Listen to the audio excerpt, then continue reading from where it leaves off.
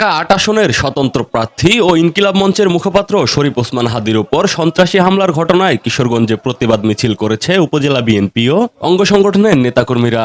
শনিবার বিকেলে কিশোরগঞ্জ উপজেলা বিএনপির দলীয় কার্যালয় থেকে প্রতিবাদ মিছিলটি বের হয়ে শহরের প্রধান সড়ক প্রদক্ষিণ শেষে ঝর্ণার মোড়ে এসে সংক্ষিপ্ত সভার মাধ্যমে শেষ হয়। কিশোরগঞ্জ উপজেলা বিএনপির সভাপতি আব্দুল্লাহ আল মামুনের সভাপতিত্বে প্রতিবাদ সভায় উপস্থিত ছিলেন উপজেলা বিএনপির সাধারণ সম্পাদক এ.কে.এম. তাজুল ইসলাম ডালিম ও সাংগঠনিক সম্পাদক ইবনে সাইদ সুজন। এছাড়াও স্বেচ্ছাসেবক দলের জেলা আহ্বায়ক কমিটির সদস্য আলমগীর হোসেন, পলাশ ইসলাম, জেলা বিএনপির ছাত্র বিষয়ক সম্পাদক মাসুম বিল্লাহ, কিশোরগঞ্জ উপজেলা যুব দলের সভাপতি মাহমুদুল হক টিপু, সাধারণ সম্পাদক আব্দুল সালাম, কৃষক দলের সভাপতি তৌহিদুর রহমান তৌহিদ, সাধারণ সম্পাদক মোরশেদুল ইসলাম, স্বেচ্ছাসেবক দলের আহ্বায়ক শাহ আলম বাবু, মহিলা দলের সভাপতি নাজমা আক্তার, ছাত্র দলের ভারপ্রাপ্ত আহ্বায়ক জোবাইদ ইবনে রুবেল, সদস্য সচিব রাসেল প্রামাণিক সহ বিএনপি অঙ্গ সংগঠনের নেতাকর্মীরা উপস্থিত ছিলেন।